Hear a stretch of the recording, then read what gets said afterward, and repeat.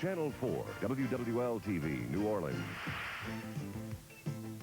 Garland Robinette, Angela Hill, Jim Henderson, and Dave Barnes with Channel 4's Eyewitness News Nightwatch.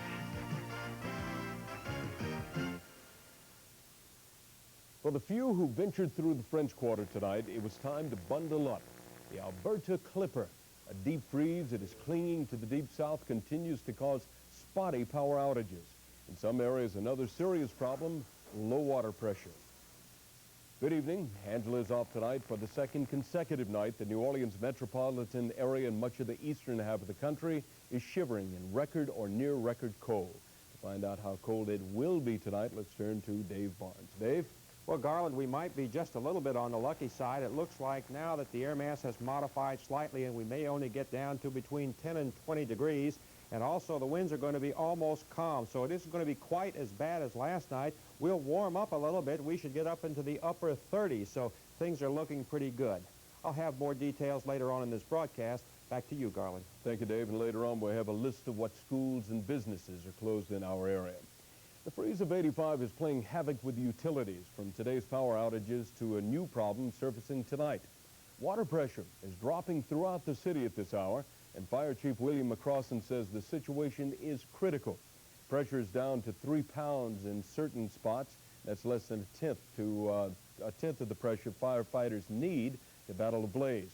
Officials are urging residents to cut out non-essential water use and say only a thin stream of water is necessary to ensure water in pipes that don't freeze. The water pressure situation is even worse in Kenner, where officials say they're facing a potentially dangerous situation. Taylor Henry is standing by with a live report. Taylor? Garland, the water well is running dry here in Kenner. Firemen say they desperately need more water pressure. Normally, water pressure fluctuates at around 60 pounds. Firemen say they need at least 20 to put out a fire. But here in South Kenner, between Interstate 10 and the river, water pressure dropped to 0.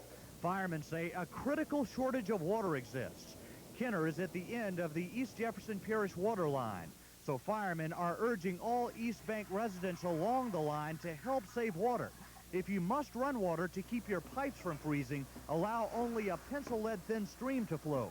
In North Kenner, between the interstate and the lake, conditions are only slightly better. Firemen say water pressure has dropped below the minimum level they need to protect the city. Throughout the city, pumpers like this one remain on standby, each with about 500 gallons of water, hardly enough for a major fire. All told, the city has only about 7,000 gallons of water on standby, and firemen expect restoring normal pressure will take at least 24 hours. All they can do now is ask citizens for your help and hope they have a quiet week. With me now is Mike Zito, a spokesman for the Kenner Fire Department. And Mike, I guess it all comes down to whether Kenner firemen could fight a fire if one broke out tonight.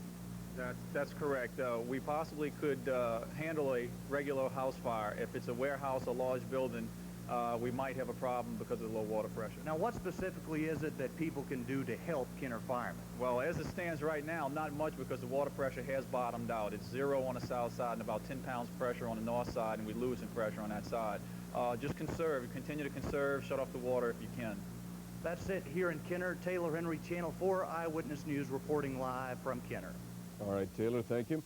While most residents in the greater New Orleans area now have electricity, pockets of darkness do remain. George Ryan reports on at least 8 people who are not watching this broadcast tonight because they have no power. 2 candles are all that stand between Alfred Jones's family of 7, total darkness, and freezing temperatures. Yeah, I mean, if you wouldn't have paid the bill, they would have came cut the lights off. You know, but the bill, our bills is paid. And they don't want to come and see what's wrong. That's cute. On Linden Street in New Orleans East. Our television lights are the brightest things they've seen since their electric heat and light went off around 4 a.m. Monday. 23-year-old Tracy Andrus lives next door. She, too, is without heat and has no plans to seek shelter. The thermostat here reads 60 degrees on a night when the low is forecast in the upper teens, and this candle represents the only source of heat and light. I'm okay. I have enough cover here to keep me warm. But many people are seeking refuge from the cold at places like this Red Cross shelter at Warren Easton High. We have 42. We're expecting to get at least 15 or 20 more. As people like Tracy Andrus struggle to make it, fire is a big concern. Her sole source of light and heat, if left unguarded, holds the potential for death at a time when firemen are closely monitoring declining water pressure. When I left the engine house, it was 28 pounds. And then, 28 pounds, what's usual? usual is 60. The cold snap continues, and so does the struggle to survive it. This is George Ryan, Eyewitness News, Nightwatch. If you need shelter for the night, here's some places you may go. The American Red Cross has 3 emergency shelters set up on the West Bank. There is one at 505 Amelia Street in Gretna. In New Orleans, the Red Cross has a shelter at 3019 Canal at Warren Eastern High School. Officials ask you to bring blankets and food. And there's a shelter in Metairie at the Archbishop Chappelle School, 8800 Veterans Boulevard. You should bring pillows and blankets. And Associated Catholic Charities are providing a relief station for street people. They're serving coffee and offering simply some warmth. They're located at their job service center at 1231 Britannia. All the centers will be open 24 hours. Now that many people are out of the dark in terms of power outages, the question is, why did it happen? Kathleen Mulvihill visited LP&L's 9 Mile Point station for an explanation. It was here at LP&L's largest generating plant where one of the problems causing this morning's power outages occurred. Sensing lines leading to a device similar to this one froze. When this occurred with 3 other generators, collectively it caused an insufficient supply of energy to meet customer demand. On this unit, as on all generating units, there are safety devices. And when this safety device froze due to the extreme weather, it falsely indicated that a safety limit had been exceeded, one that would damage the equipment. So the unit was shut down automatically. This in itself did not cause outage of power, but when the problem repeated itself at other generators, it became necessary to rotate power outages within the area rather than suffer a complete blackout. Moran explains why the same thing didn't occur with last year's cold spell. At that time, we did lose a few units, and for similar reasons, although not the same reasons as here. But when that occurred, there was enough generation left in the area to supply the demand. Freeze protection methods are being taken tonight at power plants to brace for another tough night of weather. Today's record cold was an endurance test of power generating equipment, and another hard freeze just could result in another breakdown. I'm Kathleen Mulvihill, Eyewitness News, Nightwatch. There are at least 2 groups calling for an investigation of the Nopsey LP&L brownouts, the most visible being the New Orleans City Council. Councilmen were besieged by irate constituents today calling for an explanation. But although an investigation will be held, Sitting Councilman Jim Singleton told me tonight in rather blunt terms that he holds little hope of a successful investigation.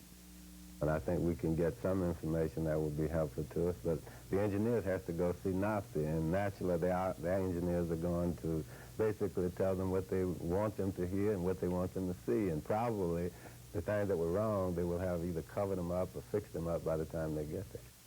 And Citizens for Safe Energy are now calling for an investigation by District Attorney Harry Connick.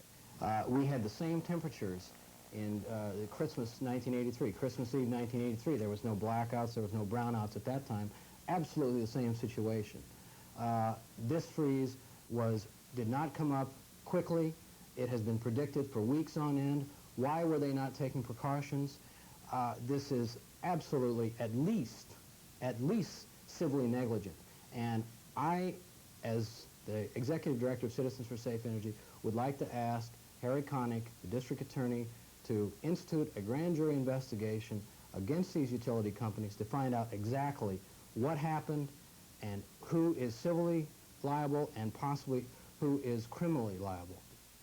And while Nopsey and LP&L officials were battling power outages and angry city councilmen, top officers of the company ran into other troubles in Baton Rouge. This time, the issue was over a plant not yet supplying power, as John Snell reports. We're just not that naive. Behind all that anger, commissioners seem to take delight at finally having Middle South Chairman Floyd Lewis in a corner. And if you commit to me, sir, I expect you to live up to it. The PSC demanded Lewis explain the sudden about-face Nopsey and LP&L took on how best to divide the cost of Middle South's Grand Gulf nuclear reactor. federal energy regulators will decide how NOPSI and LP&L will share the cost with reluctant sister companies in Mississippi and Arkansas. LP&L and NOPSI had supported a plan giving Louisiana 31% of the cost, but backed away from that in favor of a more expensive Middle South version. Why would you sneak around and do it that way? Why not lay it out on the table, as we've been doing with you? I would acknowledge, sir, that undoubtedly I have lost some credibility with you. The four sister companies are caught in the middle. They must answer not only to the parent, Middle South, but also to state regulators.